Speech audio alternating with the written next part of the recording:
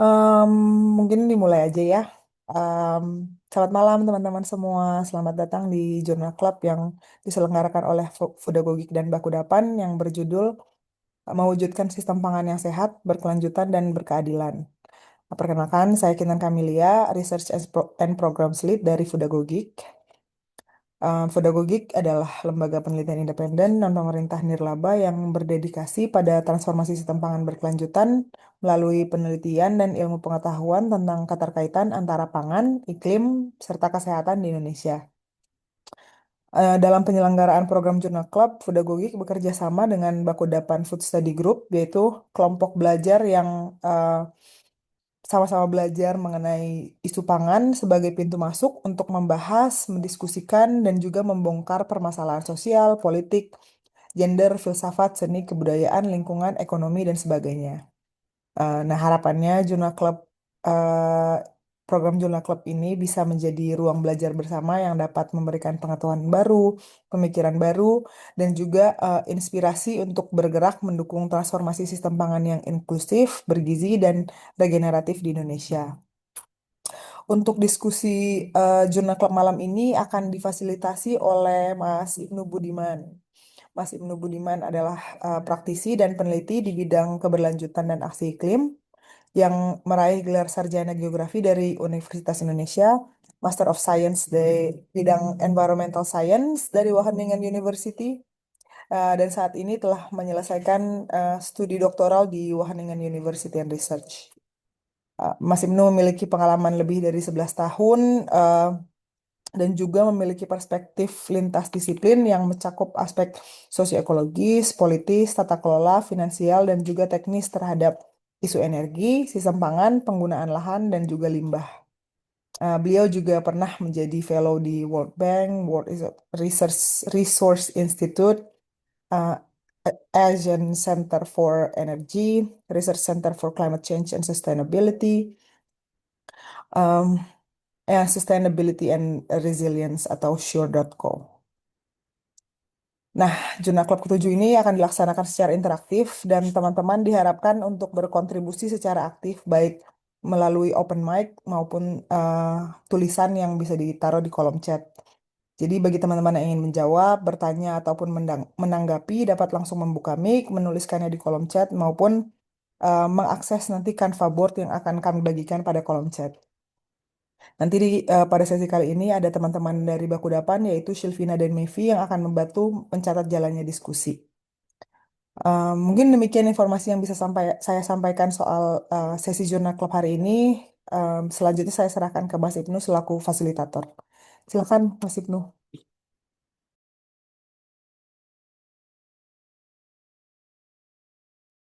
Ya, baik, terima kasih Mbak Kintan. Suara saya terdengar ya? Kedengeran Mas Ibnu betul. Ya, baik. Selamat malam, teman-teman semua, Bapak Ibu. Eh, Terima kasih pertama untuk pedagogik untuk kesempatannya. Ini sebuah kegiatan yang cukup menarik ya. Tadi akhirnya saya nonton yang eh, jurnal sesi sebelumnya yang bahas influencer report yang satu nih sama Laksmi ya, Mbak. Ya, mungkin di sesi kali ini uh, kita akan update lagi membahas pada inflasi report yang kedua. Um, ini saya share screen atau dibantu Mbak Cinta? Saya bisa bantu Mas Ibnu sebentar ya. Tapi suara Mas Ibnu agak bergetar sedikit. Halo, halo, ini jelas nggak? Harus deketin. Masih belum. Si kecil ya? Heeh. Kecil sih enggak, tapi agak bergetar gitu Mas Ibnu. Hmm, halo, halo, ini jelas nggak, Mbak? Udah lebih jelas. Ya, sebentar dulu coba cari sesuatu.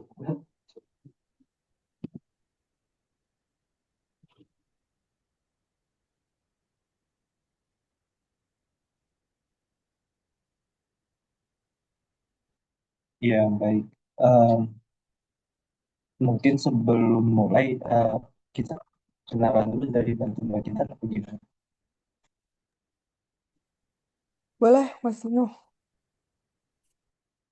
Um, ya, mungkin tadi saya tambahkan juga tadi mungkin yang sudah menyampaikan dari sisi saya ya. Mungkin tadi yang belum disampaikan adalah bahwa saya sekarang apa posisinya di GAIN di Global Alliance for Improved Nutrition sebagai program manager di program nutrition dan environment. Mungkin Mbak Kintan boleh uh, membantu untuk apa perkenalan dengan para peserta untuk bisa apa lebih mengenal background masing-masing, mungkin bisa diperkenalkan teman-teman yang hadir nama, lembaga, dan juga mungkin alasan ketertarikannya untuk topik ini. Iya, boleh. Em, dari screen saya, eh, yang pertama ada Mbak Airana Ramadita. Mungkin mau perkenalan tadi apa Mas Ibnu nama? em, Lembaga sama apa alasan ketertarikannya untuk topik ini, Mbak. Mungkin Kak Airana mau sharing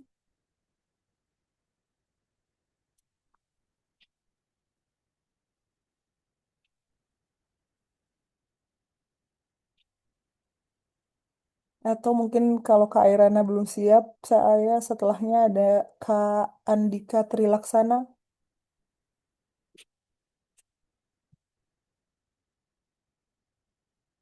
Oh iya, nggak apa-apa Kak Airana. Mungkin kayak Kak Andika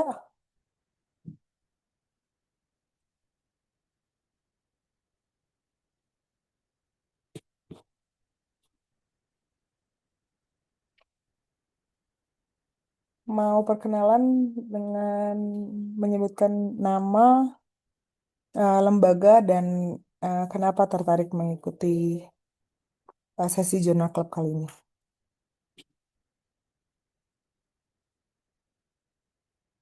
Atau mungkin siapa yang em, siap dulu deh, kalau ada dari teman-teman lainnya yang bersedia untuk share. Mungkin dari aku boleh ya, Boleh? Kak Kintan ya. Iya, boleh. Oke, tapi mungkin gak on cam dulu ya, soalnya beneran tadi itu putus-putus sinyalnya.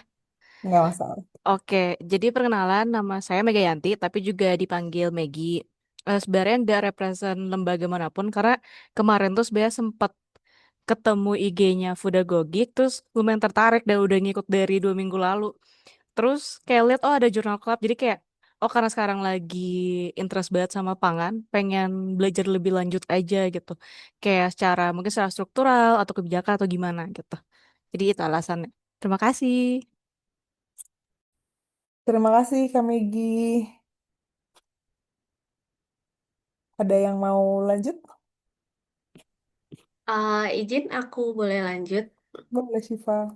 Oke, mudah-mudahan suaraku kedengaran ya. Salam kenal semuanya. Perkenalkan nama aku Syifa Kolbiah Nasir, biasa dipanggil Syifa. Saat ini kalau afiliasi atau lembaga ya, saat ini di Gizi UNES ya, Semarang gitu. Jadi saat ini sedang tertarik juga gitu ya terkait planetary diet, utamanya hubungannya antara pangan, gizi, dan juga lingkungan gitu. Jadi tema kali ini di jurnal ini juga sangat-sangat relate gitu ya dengan topik yang sedang saya tertarik banget gitu. Jadi pengen banget ikut ini gitu karena sebenarnya jurnal ini kan udah beberapa waktu lalu ya sepertinya terbit gitu tapi ya belum sempat terbahas secara mendetail mungkin nanti bisa dapat POV dari banyak sudut pandang juga gitu di sini gitu. Harapannya gitu. Thank you. Terima kasih Kak Syifa.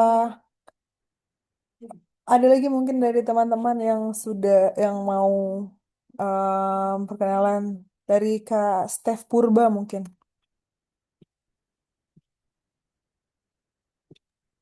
Halo, selamat malam Mas Ibnu dan Kak Kintan.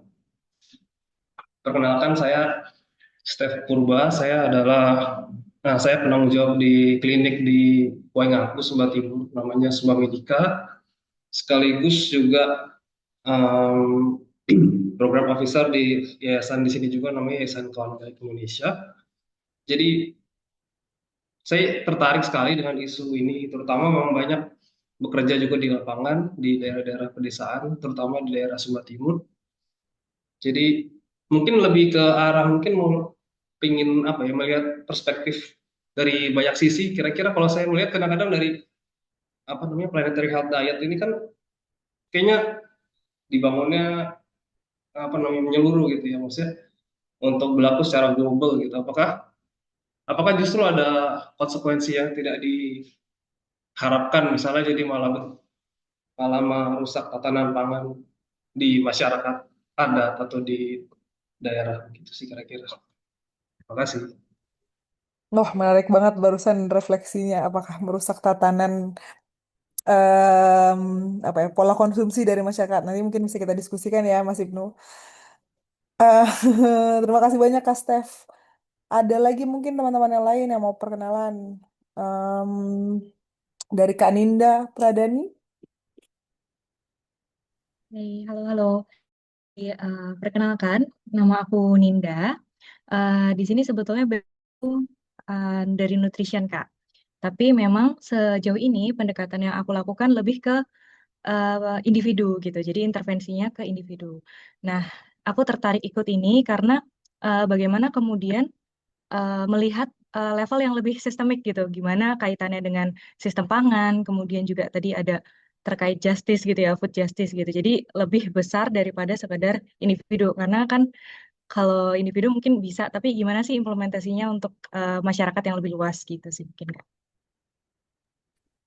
Ah, iya benar, ada elemen justice ya di 2.0 ini mungkin nanti itu salah satu poin yang dibahas ya Mas Ibnu ya.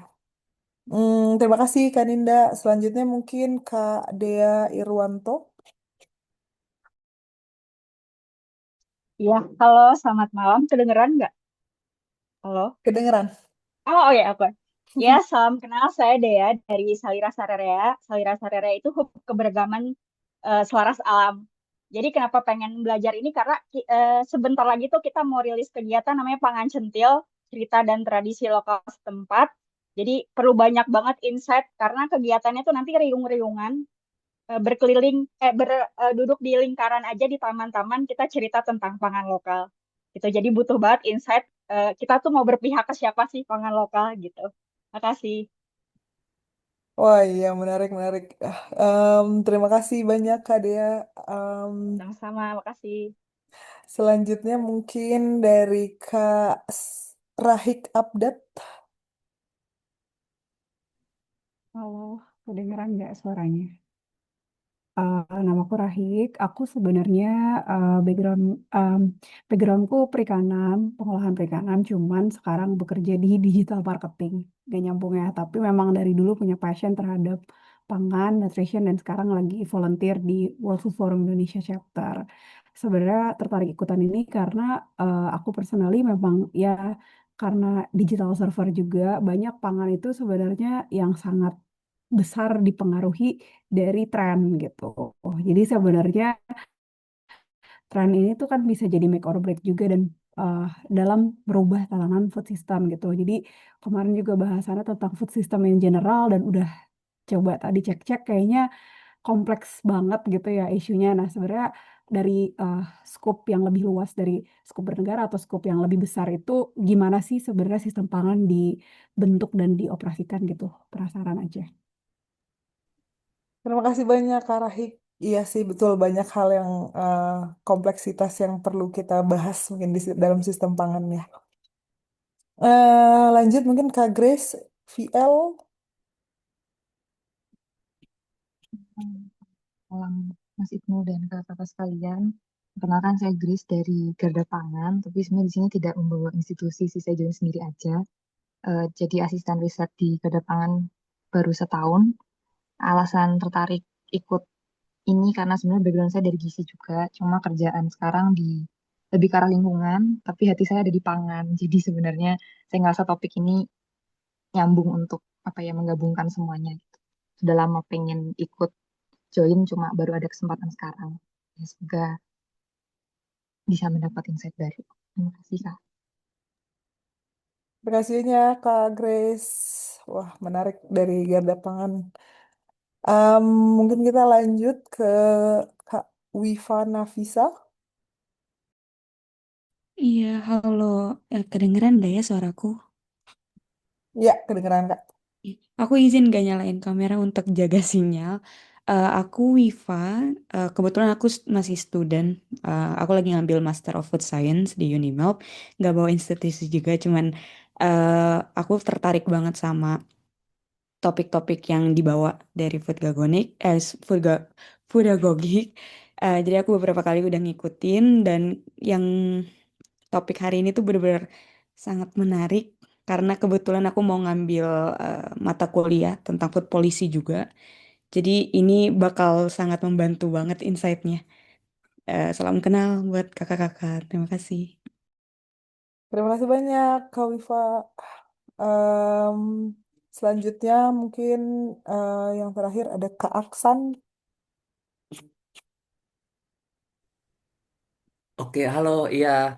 Nama aku Aksan, aku peneliti independen untuk saat ini, tapi kerja subkon di IPB untuk ngurusin apa perhutanan sosial sama proyek Wanatani gitu di Banyumas, Kebumen, sama di Cilacap ya, gitu. Jadi eh, masih ikut proyek-proyek tes aja sih, gitu. Iya. Sip, salam kenal Kak Aksan. Kalau Kak Airana mau coba open mic, kalau enggak apa-apa. Kita lanjut berarti ke sesinya. Saya kembalikan lagi ke Mas Ibnu.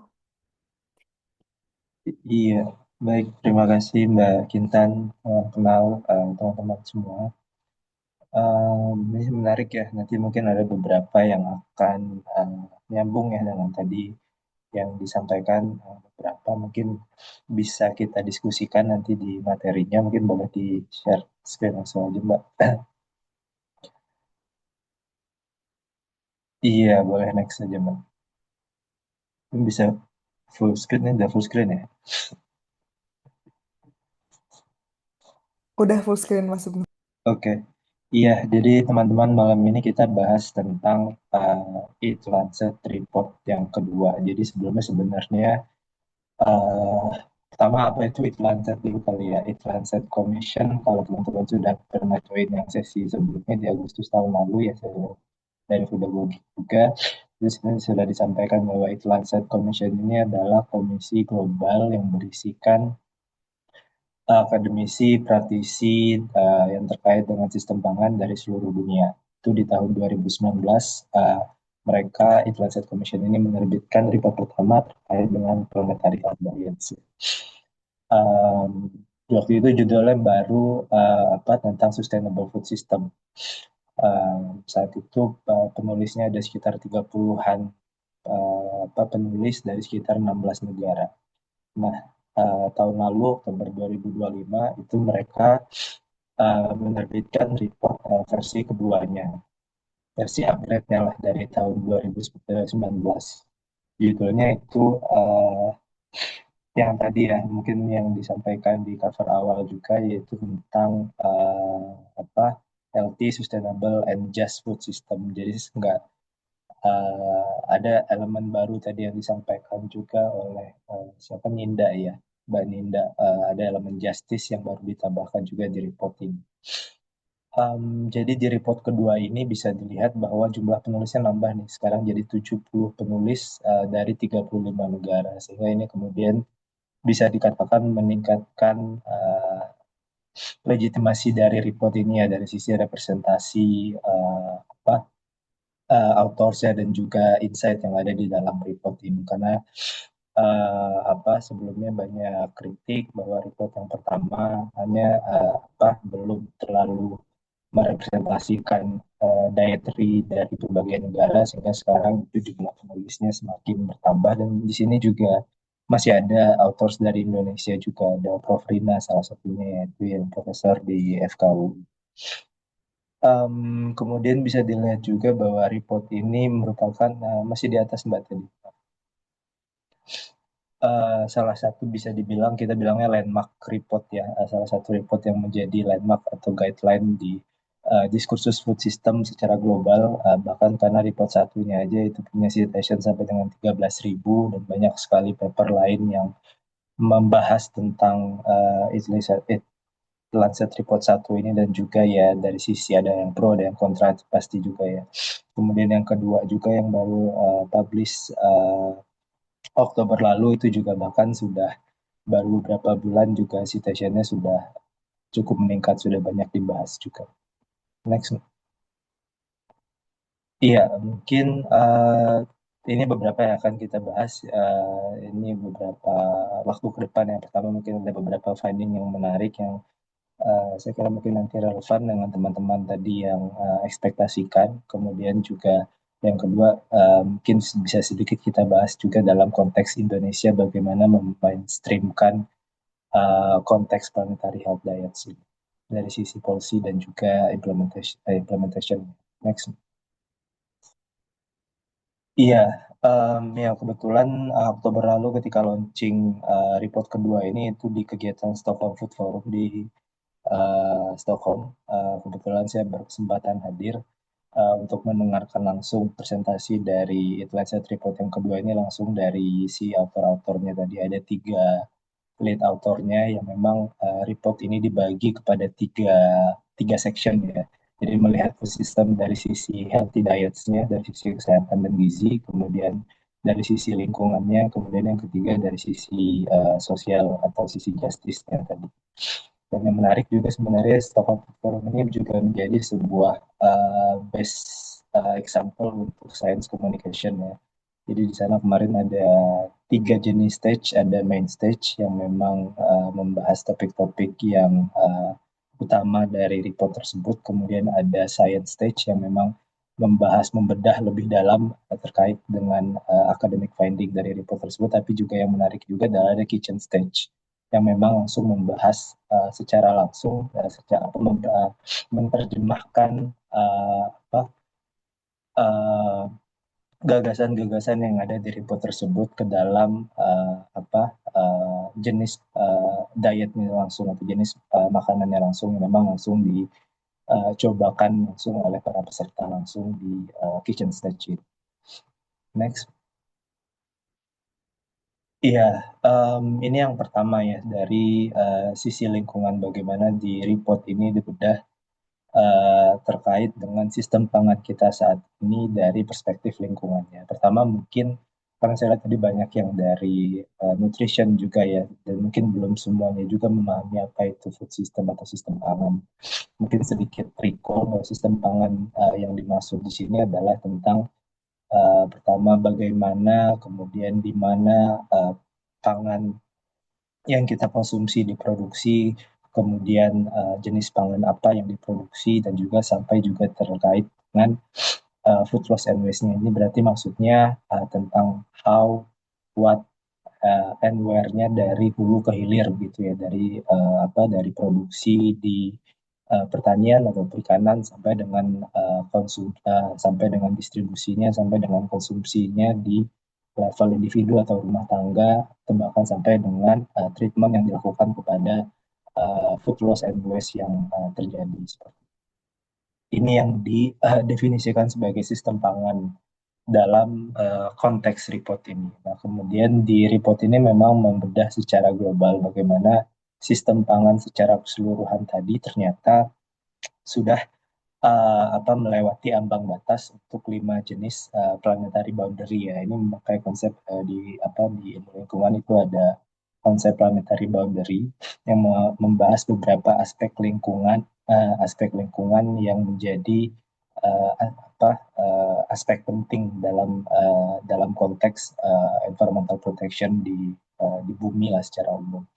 Nah, sistem pangan kita saat ini itu sudah melewati 5 aspeknya, yaitu diantaranya terkait dengan penggunaan lahannya sudah berlebihan, kemudian terkait biosphere integrity, kemudian terkait dengan penggunaan fresh water-nya juga sudah berlebihan, kemudian terkait biogeochemical flows, dan juga yang terakhir bahwa yang pasti mungkin teman-teman sudah banyak tahu yaitu dari emisi gas rumah kaca yang dihasilkan oleh sistem pangan kita saat ini.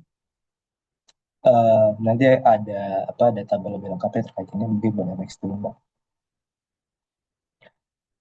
Iya, ini mungkin gambaran secara global ya. Ini salah satu figur yang ada di paper tersebut, bagaimana tadi sistem pangan kita saat ini itu sudah melewati ambang batas untuk dari sisi penggunaan lahannya, kemudian bagaimana sistem pangan saat ini juga sudah banyak membuka lahan hutan sehingga kemudian mengganggu biodiversity yang ada, kan keragaman hayati dan juga hewani yang ada di di protected area gitu ya. Kemudian dari sisi penggunaan air terutama fresh water tadi, kemudian yang juga ini berkaitan juga dengan air, badan air yang kemudian juga mendapat polusi dari penggunaan lahan tadi dari sistem pangan yang menggunakan pupuk kimia, pestisida kimia secara intensif sehingga kemudian ini mempengaruhi uh, soil integrity-nya sendiri dan juga polusi pada di badan air seperti itu. Next. Kemudian ini dari sisi emisinya tadi ya, tadi yang di temuan dari studi tersebut bahwa 30% emisi global sekarang berasal dari sistem pangan dan dua mayoritasnya dari 30% itu berasal dari livestock peternakan, kemudian dan juga dari soil management. Ini soil management ini terkait dengan penggunaan pupuk kimia dan juga pestisida tadi yang kemudian mempengaruhi kesuburan tanah dan juga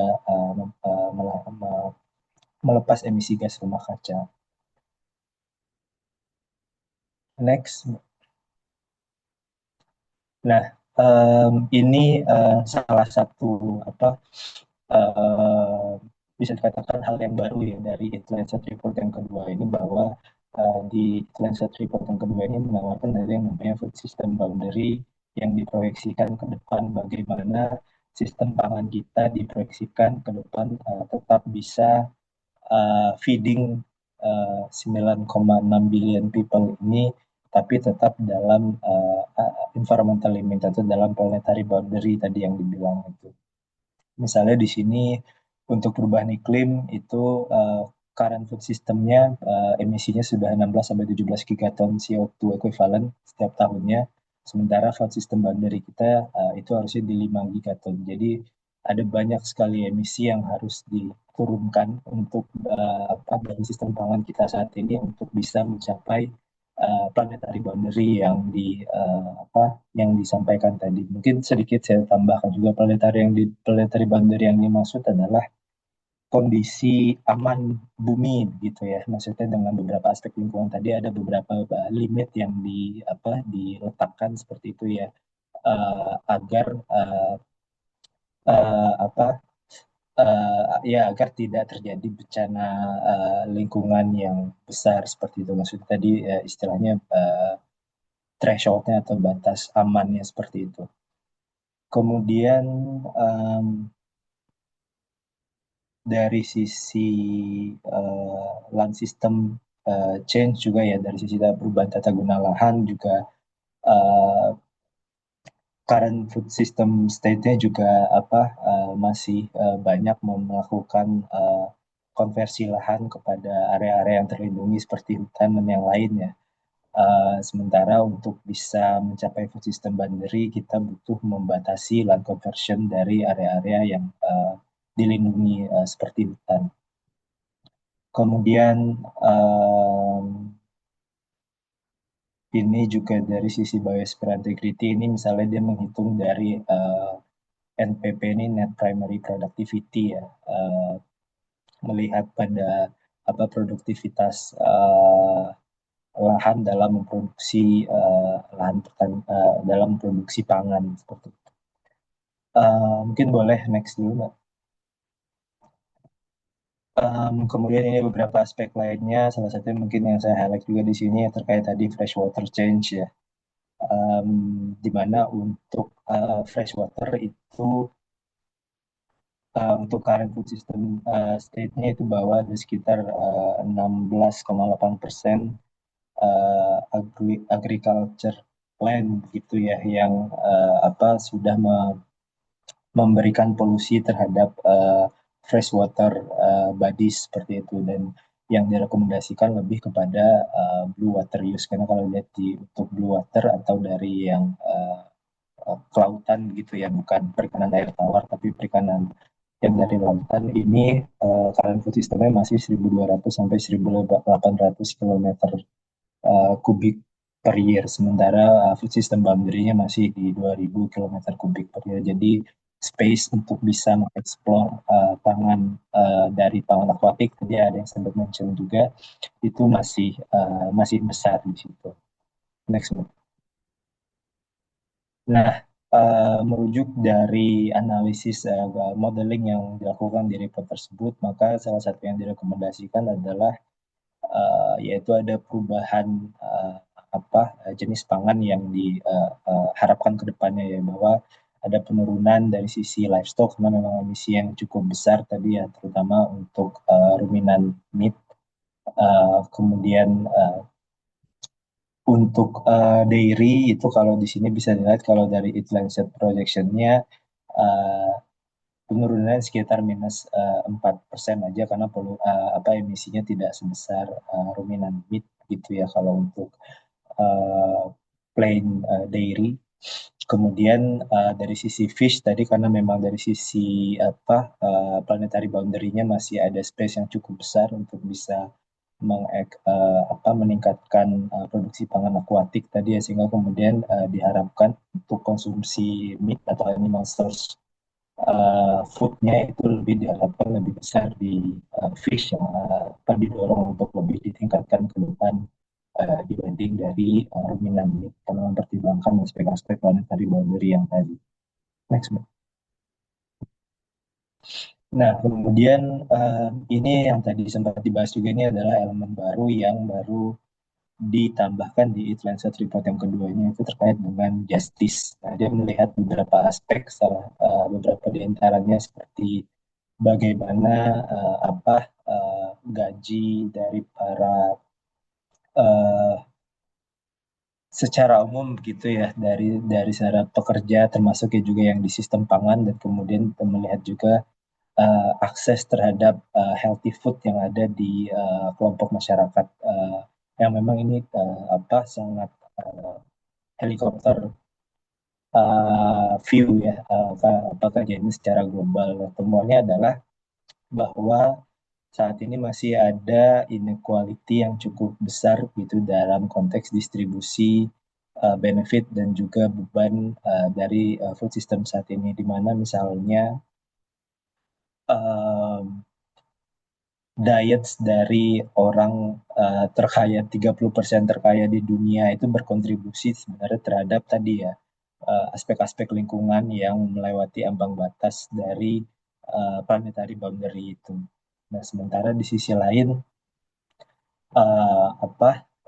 cuma ada 1% dari populasi global yang saat ini bisa hidup dalam yang disebut sebagai safe and just space ya, atau dalam kondisi yang aman secara lingkungan dan juga aman secara sosialnya ini. Next. Nah, mereka melakukan di reportnya, mereka melakukan modeling terkait dengan social foundations di food system. Apa yang dimaksud dengan social foundation adalah itu kondisi yang mendukung basic human rights seperti hak terhadap pangan, kemudian lingkungan yang sehat, dan kemudian juga pekerjaan yang layak, sehingga kemudian mereka bisa mempunyai kemampuan untuk mengakses si healthy food itu sendiri. Dan ya memang review yang dilakukan secara global ya, dan temuannya tadi misalnya cuma 1% dari global population yang tadi ya able to meet basic human rights ini sebenarnya dalam konteks food system. Next. Kemudian tadi sudah aspek yang kedua ya, aspek ketiga yang dibahas di report ini yaitu dari sisi dietnya sendiri, dari sisi health and nutritionnya. Mungkin kalau teman-teman sudah lihat yang Eat Lancet report yang pertama itu tadi seperti yang saya sampaikan ada salah satu kritiknya bahwa itu masih cukup Western side gitu ya, karena lebih cenderung seperti mempromosikan vegetarian, vegan dan kawan-kawan seperti di report yang kedua ini mereka membuat sejumlah update gitu ya, di mana dietary guideline yang di promote itu lebih juga menekankan terkait dengan diversity-nya, bagaimana bisa itu diterima di masing-masing budaya, bisa disesuaikan, kemudian juga menekankan aspek affordable-nya, bahwa jenis pangan tersebut juga harus affordable karena tadi ada aspek justice-nya, sehingga kemudian misalnya yang dipromosikan juga bagaimana disebut terkait dengan tahu atau tempe di Asia itu juga masuk dalam rekomendasi, kemudian juga untuk di Afrika dan region yang lain itu juga menyesuaikan dengan pangan lokal yang ada di region tersebut. Um, Kemudian juga ya mungkin saya gambarkan dulu secara umum, mungkin saya lihat di sini grafiknya begitu ya, di mana di sini ditekankan lebih besar konsumsi buah-buahan dan sayur-sayuran, itu kemudian dari whole grain-nya itu lebih sedikit, kemudian juga animal proteinnya lebih sedikit dan lebih membesarkan untuk plant-based protein, dan juga kemudian beberapa aspek-aspek lainnya. Kemudian juga di planetary health diet yang baru ini juga mencoba membatasi ultra processed food ya, yang sebagian besar tidak sehat. Kemudian beberapa perubahan lain diantaranya untuk dari sisi kacang-kacangan itu juga ada peningkatan rekomendasi persentasenya.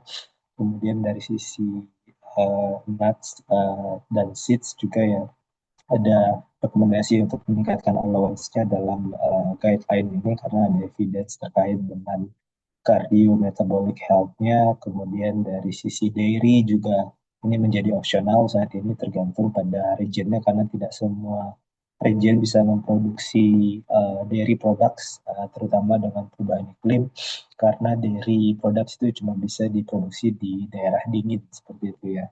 Jadi makanya direkomendasikan juga opsi-opsi lain yang bisa menggantikan kandungan nutrisi dairy. Kemudian dari sisi tadi yang saya sampaikan dari animal source food-nya, fish allowance itu juga dari sisi fish ditingkatkan, karena memang tadi untuk mencapai proyeksi planetary boundary di 2050 tadi. Next.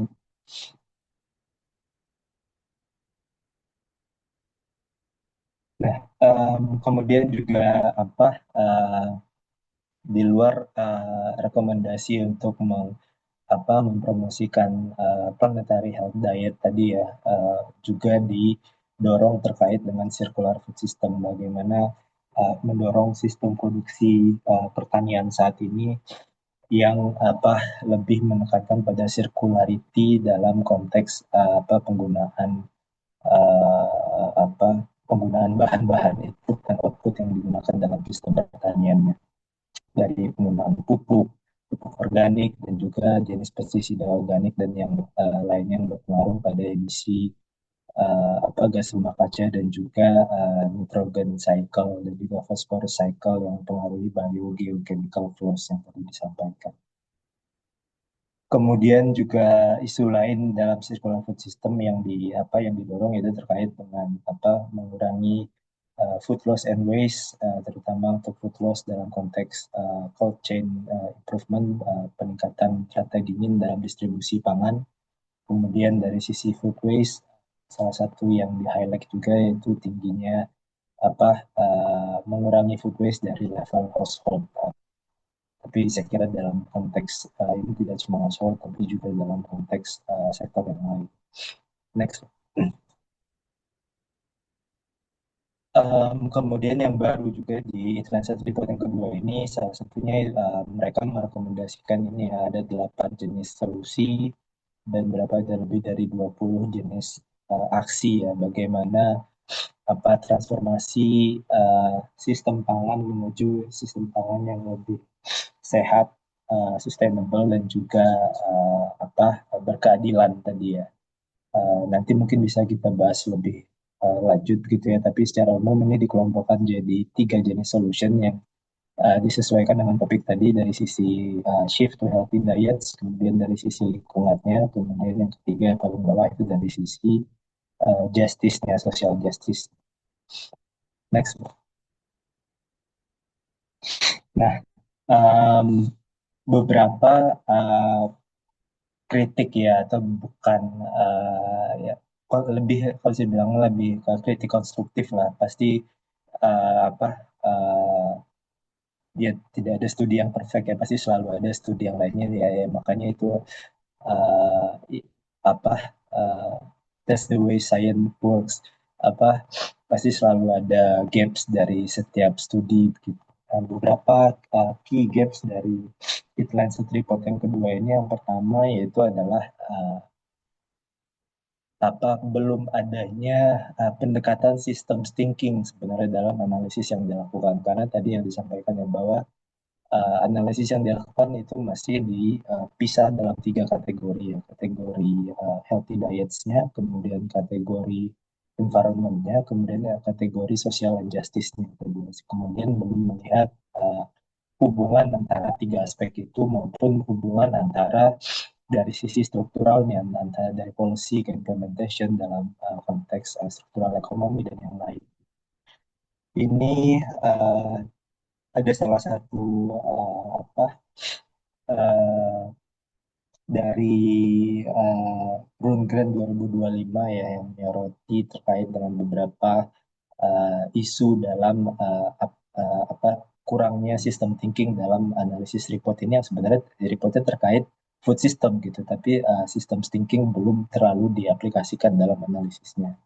Misalnya analisisnya dimulai dengan diet gitu, dari terkait healthy diet gitu, tapi kemudian belum melihat dari sisi ekosistem, dari sisi produksi, dari sisi struktur sosial maupun feedback loop antar berbagai aspek tersebut dalam perspektif sistem. Kemudian juga ada mismatch antara tadi beberapa dietary yang direkomendasikan dengan realita agroekosistem yang ada secara global saat ini, misalnya terkait dengan agroecological diversity yang ada di masing-masing region. Seperti ini belum terlalu dibahas secara spesifik dalam rekomendasi yang diberikan. Kemudian juga ada trade-off antara penggunaan lahan, biodiversity, dan juga livestock reduction. Seperti itu. Kemudian yang ketiga juga kan di studi ini ada banyak sekali modeling dan juga skenario building yang dibuat untuk memberikan rekomendasi-rekomendasi yang tadi disampaikan. Nah, salah satunya adalah diasumsi untuk membuat modeling kan dibutuhkan banyak asumsi dan juga salah satu asumsinya itu ternyata belum dikaitkan dengan aktual policies atau transisi yang sedang berlangsung saat ini di sejumlah region. Jadi masih menggunakan asumsi secara global dari sisi kebijakan dan juga dari sisi transisi yang terjadi di masing-masing region. Sehingga kemudian ini juga melemahkan skenario building untuk tadi rekomendasi yang diberikan. Kemudian ada juga beberapa structural contradiction begitu ya, yang belum dibahas atau memang perlu dibahas lebih lanjut lagi. Misalnya terkait dengan ketika bahas ecological planetary boundary, ini kan pasti juga berkaitan dengan efisiensi dari sisi ekonomi seperti apa. Kemudian juga dari sisi dibahas juga kan dalam report itu beberapa yang direkomendasikan seperti regenerative agriculture, conservation agriculture, seperti kemudian harusnya juga melihat tadi ya dari sisi efisiensi dan juga produktivitasnya seperti apa dalam konteks mencapai demand terhadap food tadi ya, yang untuk 9,6 billion people tadi.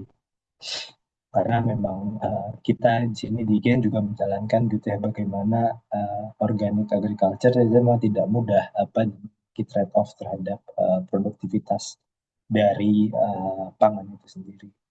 Kemudian yang terakhir juga salah satu asumsi dalam modeling yang dibuat yaitu terkait bahwa mereka mengasumsikan ada fossil fuel phase out ya, yaitu transisi ke renewable energy. Namun dari sisi yang lain modeling yang dilakukan tidak mengconsider atau mempertimbangkan terkait dengan bagaimana energy transition tersebut mempengaruhi produksi pangan, kemudian transportasinya dan sistem pangan secara umum tadi itu yang juga masih belum ada dalam asumsi modelnya yang mungkin jadi PR nanti buat Lancet report berikutnya atau untuk para peneliti berikutnya. Next. Kemudian ini juga beberapa gaps lain dari sisi yang aspek healthy diets-nya, terutama ya ada beberapa yang diidentifikasi oleh tim Gain juga, yaitu beberapa diantaranya terkait mortality projection yang dilakukan bahwa di reportnya kan ada proyeksi tentang bagaimana transisi to sustainable and healthy and just food system ini bisa avoid death berapa juta gitu ya. Tapi ada dalam modelingnya sendiri ada beberapa catatan yang perlu juga untuk dilengkapi dalam ketika melakukan mortality projection-nya.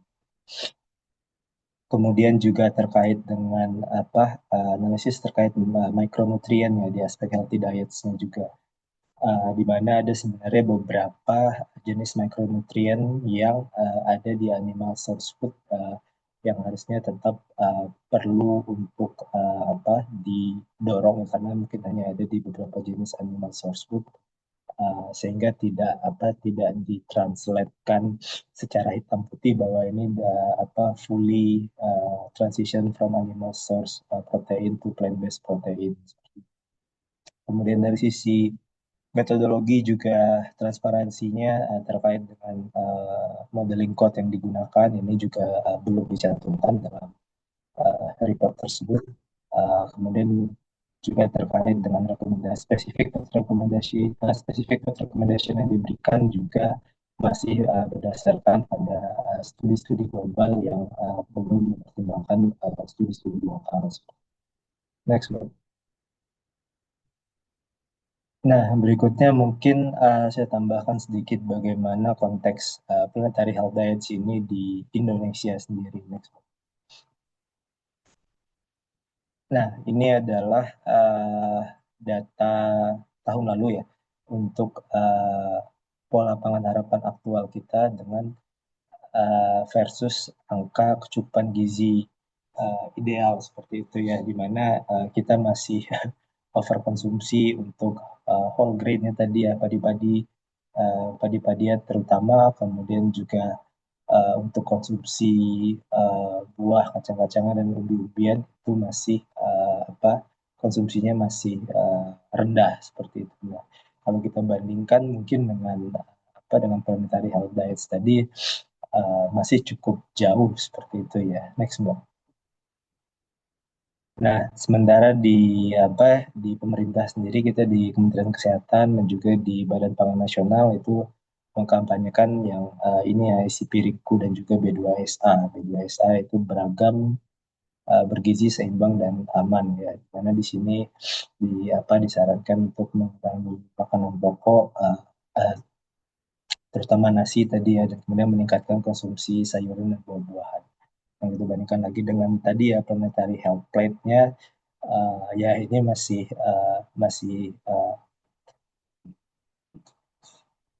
belum ya, maksudnya guideline yang ada di kita sekarang memang belum planetary health plate gitu ya. Tapi setidaknya dengan B2SA ini sudah ada transisi menuju ke sana, meskipun dalam skor aktualnya tadi masih banyak PR yang harus dilakukan ke depannya untuk bisa menuju planetary health plate ini. Next. Dari Gain sendiri kita juga melakukan studi begitu ya. Kita mencoba menganalisis jenis-jenis pangan lokal yang ada di beberapa negara termasuk di Indonesia. Kita melihat nilai gizi per dampak lingkungannya. Temuannya adalah seperti yang ada di grafik ini, yang sebelah kanan ini mencerminkan pangan-pangan padat gizi ya. Padat gizi di sini dalam artian yang makin rendah itu adalah yang semakin padat, karena itu mencerminkan bahwa dengan 249 gram bayam misalnya, itu gizinya setara dengan misalnya di sini ada bubur ayam 4 kilo gitu ya. Ini mencerminkan beberapa pangan-pangan yang padat gizi. Kemudian kita bandingkan padatan gizinya dengan dampak lingkungan yang dihasilkan. Nah, sebelumnya banyak studi yang dilakukan itu menghitung dampak lingkungan dari produksi sebuah pangan itu dari berat per kilogramnya. Dan yang kita lakukan di sini, kita mencoba menggantinya dengan per nutrition score-nya. Kita pakai sistem ada NVS, namanya Nutrition Value Score.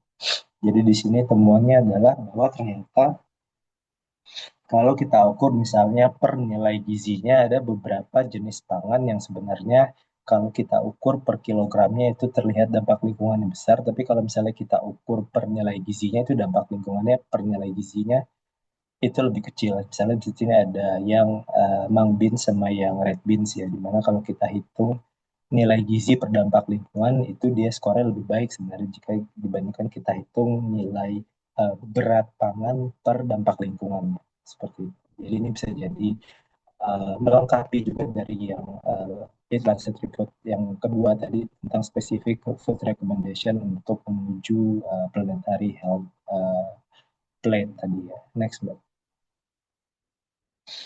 Nah, kemudian juga dari sisi kebijakan ya, mungkin kita sebenarnya sudah ada beberapa kebijakan yang bisa mendorong kita menuju tadi ya, sustainable and healthy and just food system itu ya, di RPJMN dan juga di RPJMN yang ada saat ini. Itu sudah ada beberapa elemen terkait dengan ekoregionalisasi sistem pangan, kemudian mendorong climate smart agriculture, kemudian tentang mengurangi food loss and waste. Itu targetnya di RPJMN itu 15-25% di 2029 pengurangan food loss and waste-nya. Saat ini food loss and waste kita sekitar 20-40 juta ton per tahun. Kemudian juga di RPJMN juga didorong beberapa aksi mitigasi perubahan iklim di sistem pangan ya, terkait dengan penggunaan pupuk organik, kemudian manajemen pakan ternak, dan juga penggunaan biogas dan juga irigasi intermittent seperti itu. Kemudian kita juga punya Perpres 81 tahun 2024 tentang mendorong pangan lokal tadi ya. Kemudian saat ini juga sedang dilakukan revisi Undang-Undang Pangan yang juga memasukkan beberapa aspek terkait sistem pangan yang lebih sustainable tadi, misalnya terkait food loss and waste, itu juga saat ini masih masuk di draft revisi Undang-Undang Pangan yang ada. Tapi kemudian kita juga punya barriers yang cukup besar, bahwa beberapa program strategis nasional kita saat ini itu bukan tidak menuju sustainable food system gitu ya. Misalnya kita punya cetak sawah gitu ya, kemudian impor sapi, di mana tadi temuannya adalah bahwa livestock itu nomor satu emisi paling tinggi di emisi sistem pangan. Kemudian juga program makan bergizi gratis itu juga dari studi Bappenas itu potensi food waste-nya sampai dengan 1 juta ton per tahunnya. Ini yang juga kemudian menjadi kendala besar yang harusnya sebenarnya juga bisa diatasi kalau memang ada perhatian yang serius terhadap ini. Kemudian juga kita lihat misalnya di komitmen Indonesia sendiri terhadap mitigasi perubahan iklim untuk penurunan emisi yang disubmit ke UNFCCC ya, ke UN Framework on Climate Change. itu penurunan emisi yang ditargetkan di 2030 dari agriculture itu cuma sekitar 0,3 sampai 0,4%.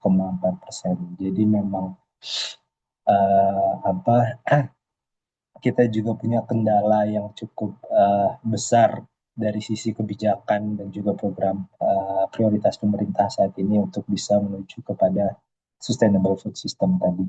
Next.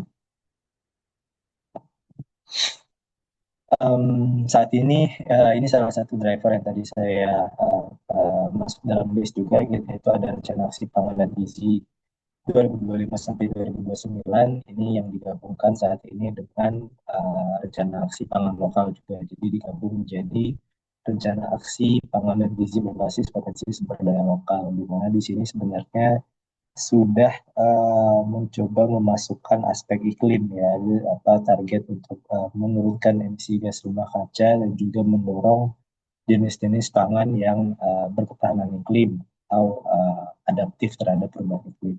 Next. Nah, tadi mungkin ada yang menanyakan bagaimana posisi pangan lokal ya. Dalam konteks Lancet Report sendiri juga sudah menyebutkan bahwa local crops dan juga local food atau pangan lokal adalah salah satu rekomendasi di dietary guideline yang direkomendasikan untuk menuju planetary health diets ini.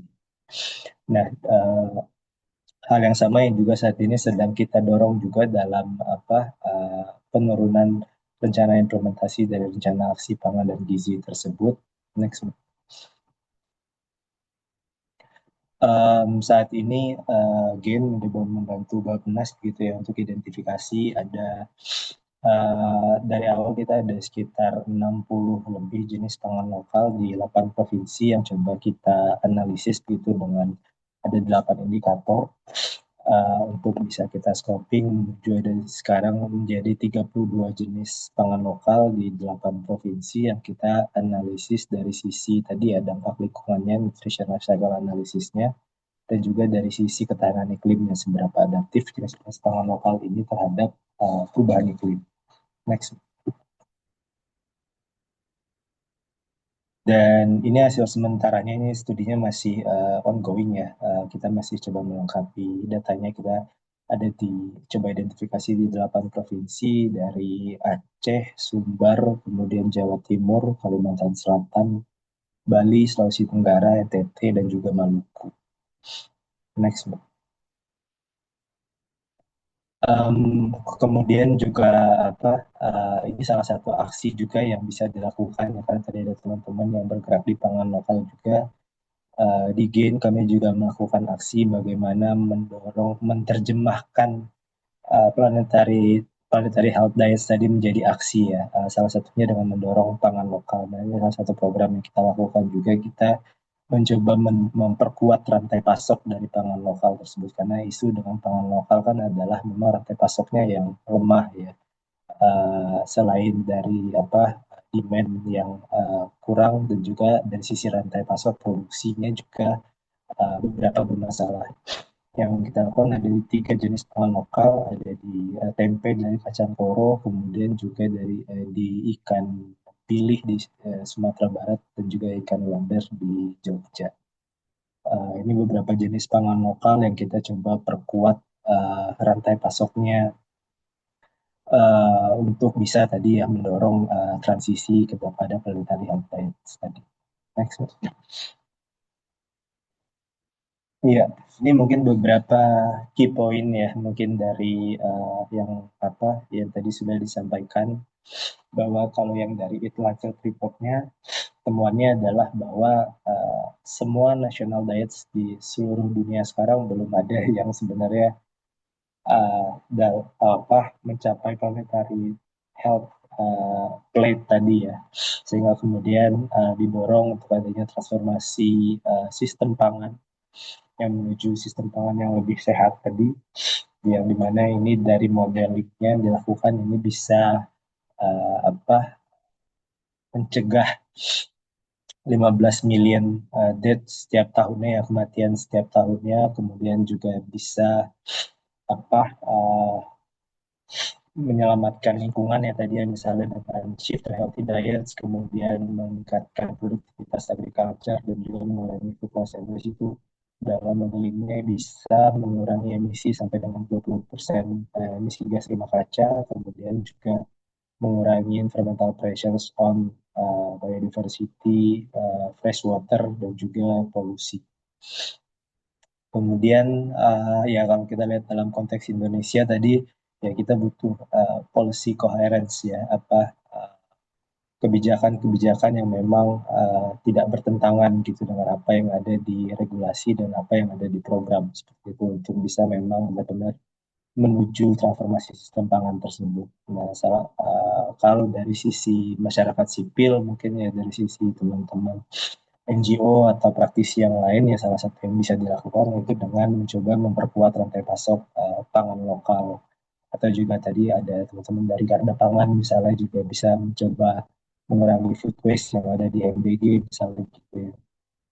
Dan kemudian yang terakhir bahwa ya dengan kondisi politik saat ini ya mungkin agak berat mungkin bergantung kepada policy sehingga kemudian dari sisi bisnis dan private sector investment ini juga sangat dibutuhkan untuk bisa memang mendorong shift to sustainable dan healthy diets tadi. Iya, mungkin ya ini terakhir Mbak, berikut sudah yang bagian diskusi ya. Jadi mungkin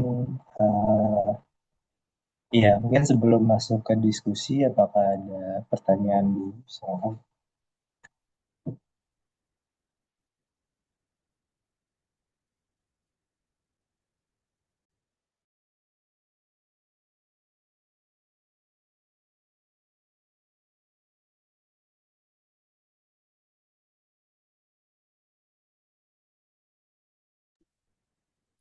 Silakan mungkin ada teman-teman yang ingin bertanya atau menanggapi.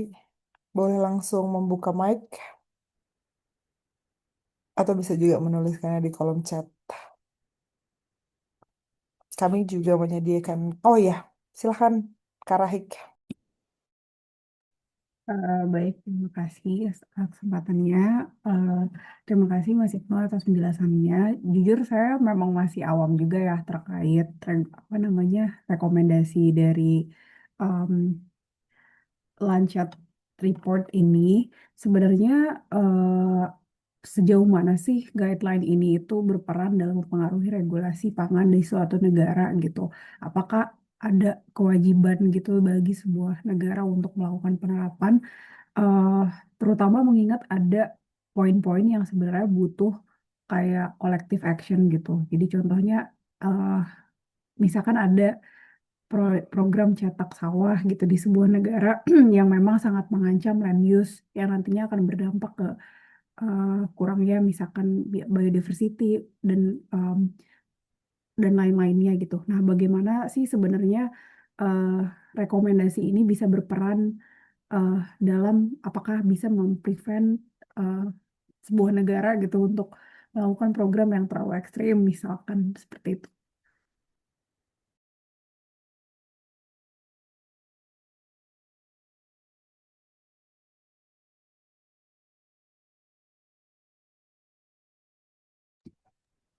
Iya, baik. Terima kasih Mbak Rahik ya. Iya, sebentar. Iya, memang eh, itu menjadi sebuah tantangan terbesar ya sebenarnya bagaimana rekomendasi-rekomendasi yang tadi itu bisa diadopsi. Karena memang satu dia misalnya itu Lancet Commission ini sendiri secara apa power begitu ya mereka bukan UN gitu misalnya ya. Eh, tapi tadi ya tapi sebenarnya orang-orang di dalamnya memang banyak mereka-mereka yang ada orang FAO juga kemudian dari saya kira dan dari World program juga dari WFP dan yang lain dan dari banyak universitas terkemuka di dunia ya dari Stanford dari Oxford dan yang lainnya sehingga kemudian ini lebih ke komisi independen yang mencoba mendorong policy maker sebenarnya ya untuk bisa mengadopsi apa rekomendasi-rekomendasi yang mereka berikan tersebut. Dan secara apa ya exposure atau misalnya seberapa terkenal misalnya planetary dice ini sekarang sebenarnya sudah cukup baik ya, karena tadi misalnya citationnya sudah cukup 13.000 lebih ya, academic citationnya, kemudian juga dari sisi reach impression secara global juga sudah sudah sangat menyebar dan terkenal begitu ya. Tinggal kemudian bagaimana ini bisa dibagiin oleh para pemangku kebijakan gitu. Nah, yang mereka lakukan sebenarnya adalah memang mereka juga banyak dari 70 author tadi dan juga orang-orang di balik It Lancet Commission ini, mereka-mereka yang sebenarnya juga beberapa punya power di lembaga-lembaga di UN, FAO, dan lembaga-lembaga sejenis seperti itu ya.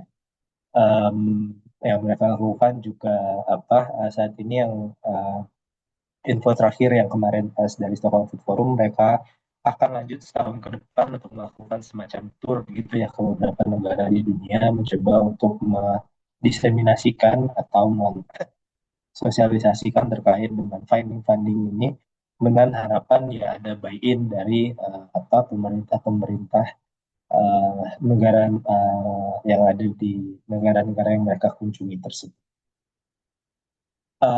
Ya, kemudian untuk di Indonesia sendiri seperti apa? Terakhir, info yang saya terima dari Pasca COVID Forum kemarin, ya memang Indonesia belum ada di list turnya It Lancet Commission ya. Jadi ini mungkin bisa jadi sebuah peluang juga sebenarnya ke depan untuk kita bisa coba sosialisasikan hal ini juga ke para pemangku kebijakan. Ini juga dari GAIN sebenarnya kita juga sudah coba dan terus melanjutkan hal ini, yang melakukan beberapa policy dialog yang juga salah satunya membahas terkait dengan planetary health diets ini. Itu juga termasuk juga turunan-turunan rekomendasinya tadi sebenarnya sudah masuk, coba kita sampaikan gitu ya. Tapi ya lagi-lagi uh, mengubah kebijakan kan memang tidak mudah ya. Gitu mungkin Mbak Rahim.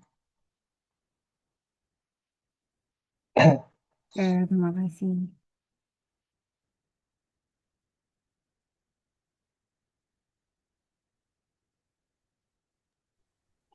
Mungkin ada teman-teman lainnya yang ingin bertanya. Ini ada satu Mas Ibnu di em, Canva board yang menuliskan bahwa ternyata Indonesia adalah negara dengan asupan kalsium terendah. Ini dampaknya mungkin kalau saya hubungkan dengan em, MBG dan em, impor produk sapi, kira-kira seperti apa ya Mas Ibnu? Iya, ya mungkin itu teman-teman teman-teman gizi yang bisa lebih apa bisa lebih menjawabnya kalau memang temuan di report. Pertanyaan saya tanya balik dulu, apakah Indonesia dengan negara dengan asupan kalsium terendah ini dari report iklan setnya atau dari mana ya datanya?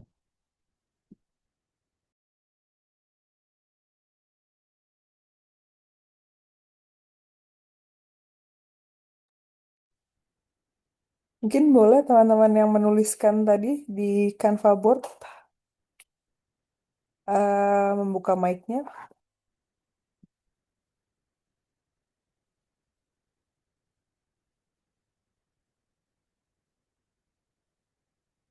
Iya, itu apa? Pertanyaan dari aku yang ketika baca report Lancetnya Kak Kintan melihat data kan ada beberapa contoh tuh eh bagi apa aspek-aspek gizi apa yang nggak terpenuhi gitu. Ternyata Indonesia masuk sebagai salah satu contoh. Terus contoh yang dibagikan itu asupan kalsium terendah gitu sih. Itu yang lumayan menurut aku menarik. Saat hal yang paling menarik ketika baca si report itu salah satunya. Terima kasih Kak Silvina sharingnya. Jadi gitu Mas Ibnu. Iya, iya kebetulan beberapa waktu lalu saya juga ikut ini ada FGD dari BGN terkait dengan impor sapi tadi, atau lebih tepatnya penyediaan susu di MBG melalui impor sapi. Eh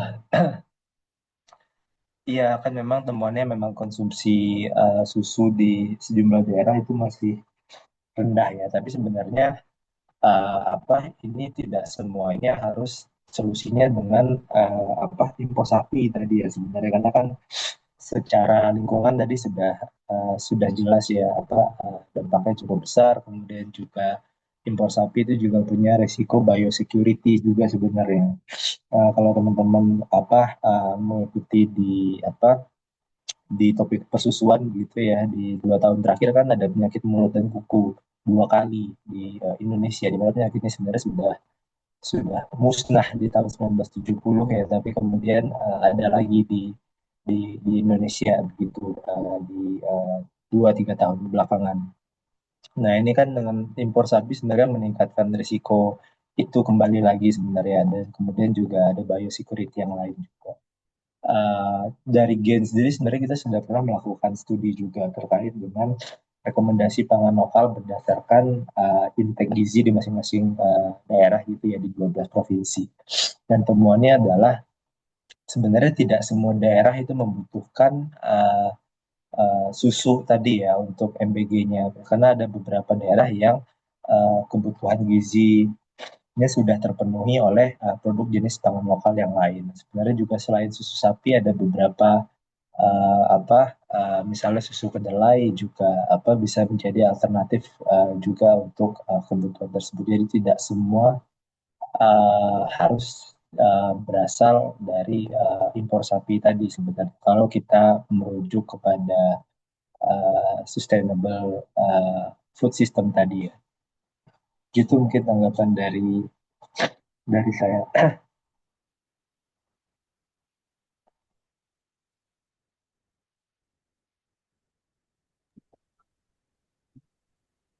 Kak Rahik mungkin mau nyampaikan pendapat atau pertanyaannya lagi langsung. Oh iya, sebenarnya masih nyambung sih sama yang dijelasin.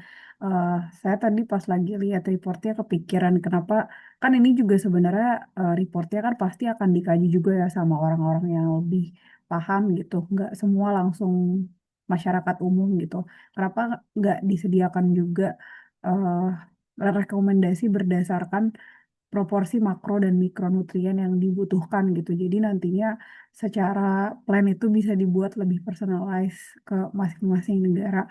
Karena kalau yang tadi dilihat kan seperti ada proporsi untuk dairy, tapi sedangkan di Indonesia itu eh, aku sempat dengar gitu ada yang banyak kecenderungan punya laktos intoleran sehingga apakah dairy itu sebenarnya masih perlu dimasukkan dan proporsinya sebesar yang direkomendasikan gitu.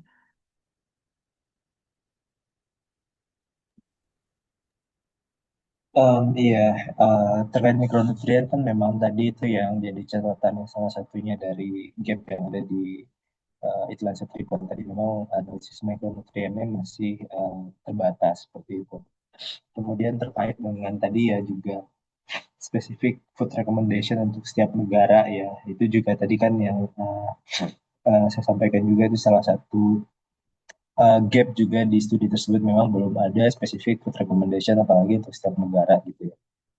Paling yang ada disebut beberapa per region gitu ya misalnya Asia, Afrika yang masih cukup sangat luas seperti itu. Nah, sebenarnya kan harapannya dengan adanya tour yang dilakukan oleh mereka tadi ya ke beberapa negara ya, ini bisa lebih men-trigger diskusi-diskusi lebih lanjut untuk tadi mungkin menyusun dietary guideline atau planetary guideline untuk masing-masing negara seperti itu. Apalagi tadi poinnya ya. Ya udah terjawab sih kayaknya. Terima kasih, Mas.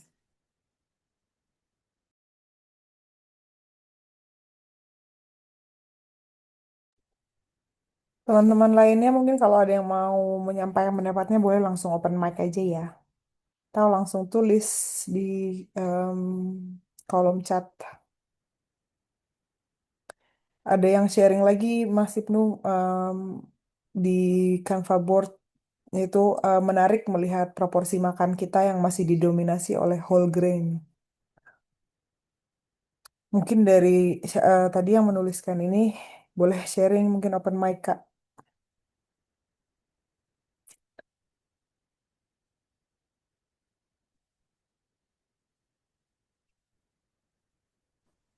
Halo Kak Kintan. Halo, Kak.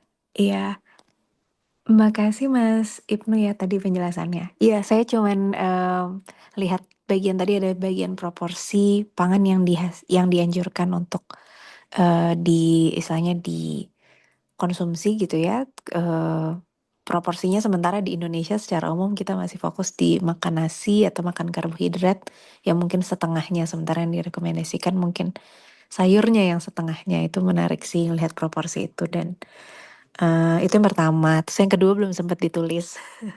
Yang kedua saya tertarik terkait aspek justice di food system, terkait distribusi pangan yang ada dan bagaimana jumlah proporsi konsumsi yang di konsumsi yang di diets dari orang-orang yang paling kaya tadi ya 1% dan juga berapa persen dari eh, jumlah stok pangan yang ada itu sih yang justice in food system itu sih yang menarik buat saya. Yang apakah bisa diperbaiki ataukah memang seperti itu adanya? Kira-kira dari teman-teman seperti apa ya? Atau mungkin dari Mas Ibnu dan Mbak Kak Kintan?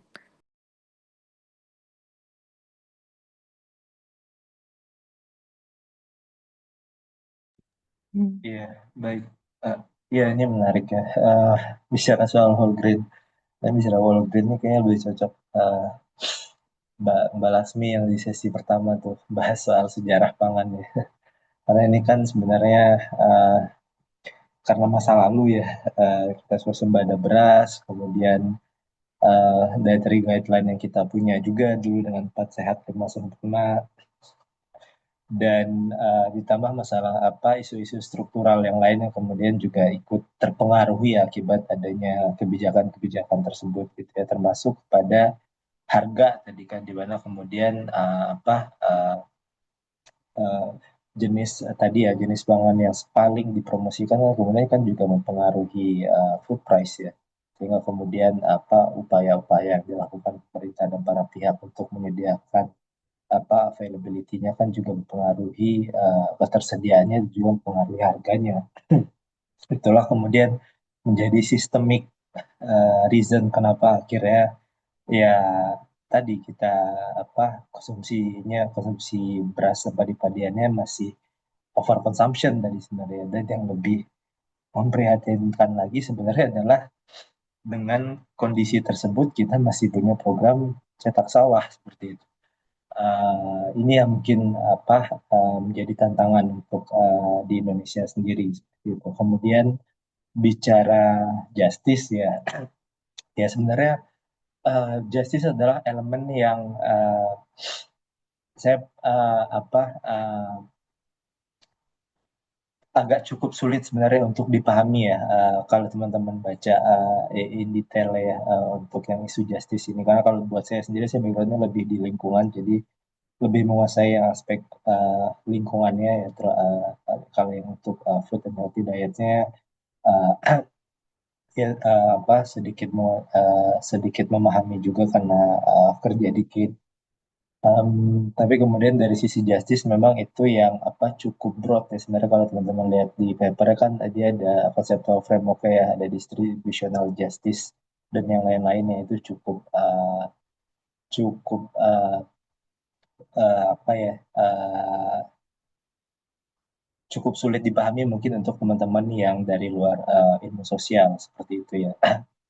Tapi kemudian kan juga sebenarnya mereka sudah coba bantu apa translatekan operasionalnya gitu ya ke beberapa isu, misalnya terkait fair wages, kemudian decent work dan yang lain tadi ya. Itu mungkin sedikit komen saya untuk yang aspek justice di papernya. Kemudian untuk konteks Indonesia sendiri memang ya ini juga cukup relevan juga, saya kira ya, meskipun di paper tersebut masih cukup global ya apa pembahasan terkait justice-nya. Tapi mungkin beberapa isu yang relevan misalnya adalah cost of healthy diet di Indonesia sendiri sebenarnya masih cukup mahal gitu ya, di luar kemampuan apa mayoritas kelompok masyarakat untuk bisa mengafford pangan gitu. Jadi cost of healthy diet sendiri sebenarnya masih di atas harga rata-rata food yang bisa di afford oleh mayoritas kelompok masyarakat di Indonesia sendiri. Nah, ini juga kemudian tadi kan mempengaruhi isu terkait dengan beras dan padi tadi ya, di mana kemudian ini menjadi salah satu affordable food yang kemudian ya secara sistemik terus kemudian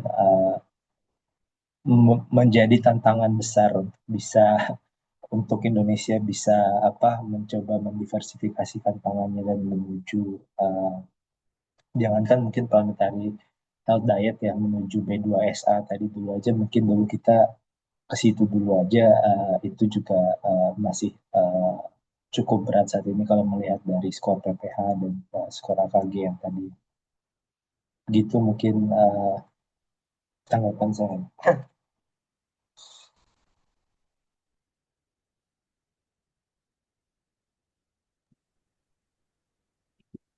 Di eh, Canva Board juga ada salah satu yang menyampaikan nih Mas Ibnu kayak dari 23 rekomendasi aksi yang disampaikan, kira-kira apa saja yang visible diterapkan di Indonesia dalam waktu tertentu. Jadi kalau kita ke arah sini kali ya Mas Ibnu ya. Iya, masih nyambung ke yang tadi. Tuh. Nah, Em, ya, coba teman-teman mungkin bisa bisa vote di sini atau mungkin bisa misalnya tadi ada Mbak Dea ya, misalnya yang bergerak di pangan lokal. Jadi kita bisa mapping juga nih di sini teman-teman interestnya atau misalnya kegiatan yang dilakukan mana nih yang kira-kira align dengan dengan 23 aksi ini.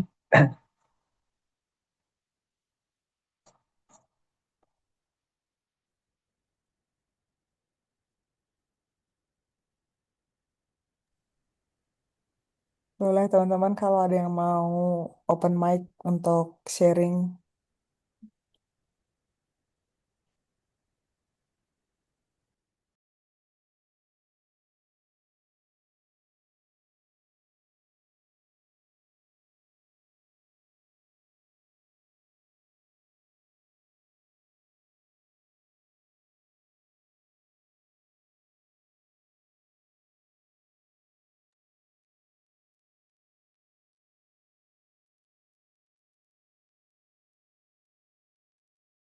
Iya, yang terkait pangan lokal itu misalnya ada di nomor 5 ya, support local market, kemudian locally produced crop.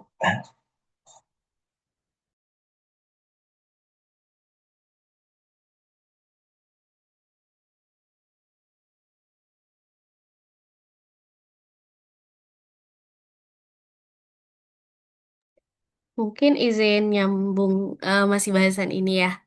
Eh, Menurut aku yang kalau terkait pendapat mungkin yang cukup menarik ya, yang solusi nomor 1 dan 2. Sebenarnya kita udah agak menuju ke sana juga walaupun masih ongoing gitu. Terkait food literacy ya, mungkin jatuhnya juga bagaimana kita mengkampanyekan untuk membaca label, kemudian juga sebenarnya yang masih disayangkan itu di kita apa ya, mungkin beberapa supermarket gitu ya yang sudah cukup besar sudah memberikan opsi gitu ya. Intinya kita sebagai konsumen itu bisa diberikan beberapa opsi gitu untuk misalkan kita pengen yang healthy gitu, kita pengen yang lebih sustainable atau mungkin organic product kayak gitu. Tapi itu kan belum di semua gitu, apalagi di kondisi masyarakat kita yang cukup diverse gitu ya. Nah, mungkin itu juga ke depannya bisa lebih banyak gitu. Kebetulan juga apa namanya terkait label gitu ya, kayaknya juga sedang digencarkan untuk mengurangi konsumsi GGL kayak gitu, gula, garam dan lemak gitu karena itu salah satu yang di apa ya yang dikhawatirkan dari ultra processed food gitu ya. Mungkin ya terkait food literacy-nya itu yang juga harus yang bisa untuk diusahakan gitu. Mungkin dari saya itu.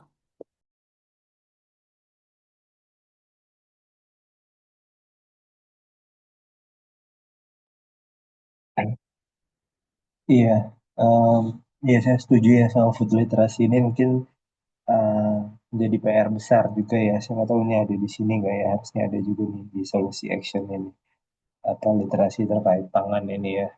Karena memang ini solusi jangka panjang ya, karena banyak apa tadi masalah-masalah itu sebenarnya salah satunya juga berasal dari apa kurangnya literasi tadi ya, misalnya tentang bagaimana harusnya pola pola diet yang seimbang gitu. Kemudian terkait juga makanan sehat itu yang mana, kemudian juga bahkan kan di kita makan soto pakai nasi gitu ya, udah ada bihunnya, ada nasinya gitu.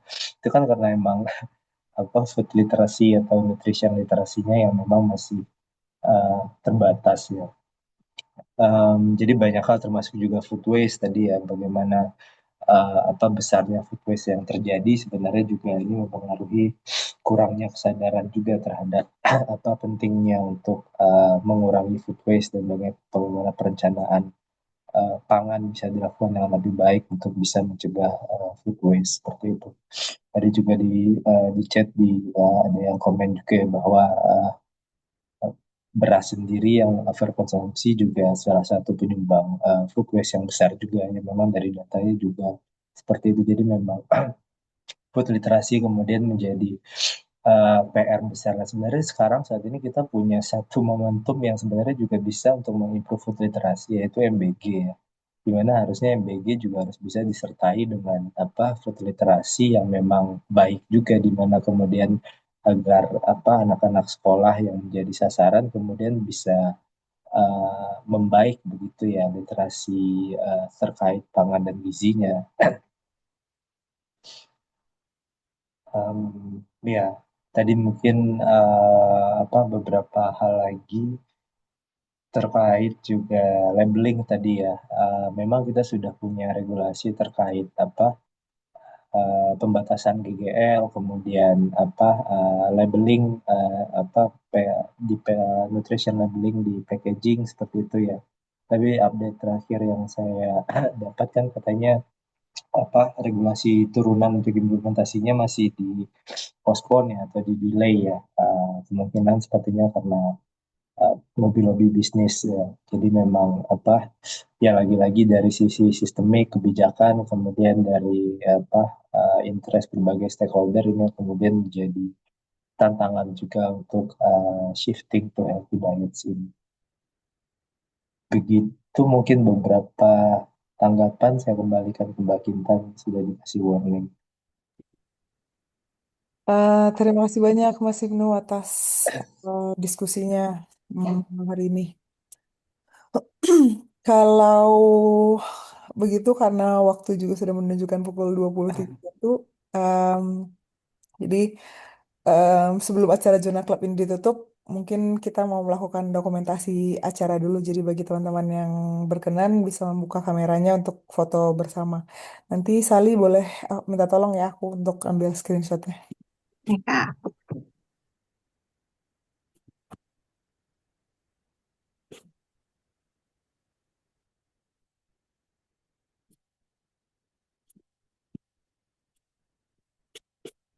Sali mungkin mau kasih aba-aba. Oke, oke, ini kayaknya sudah semua. Aku ambil gambarnya ya untuk 3, 2, 1.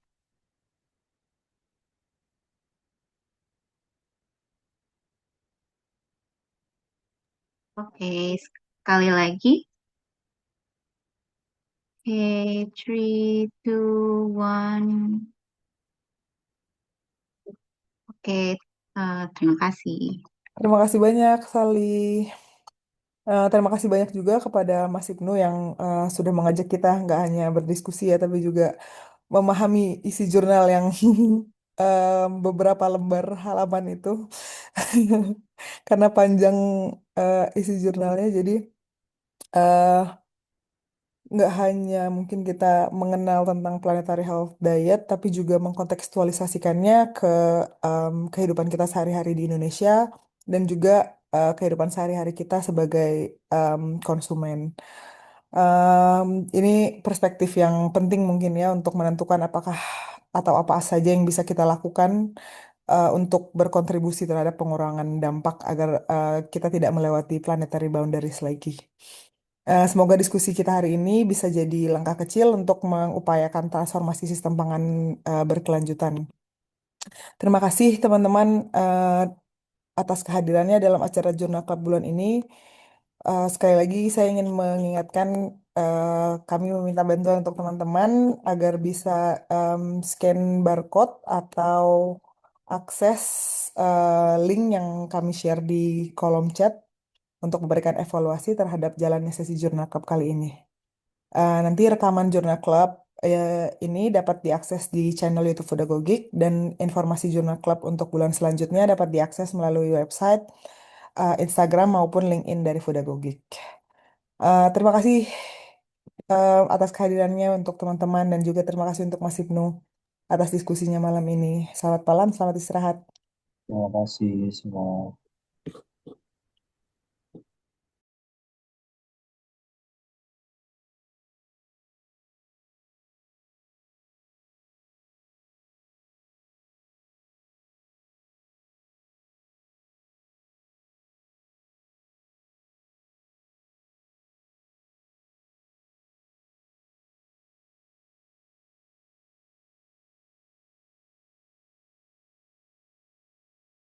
Nah,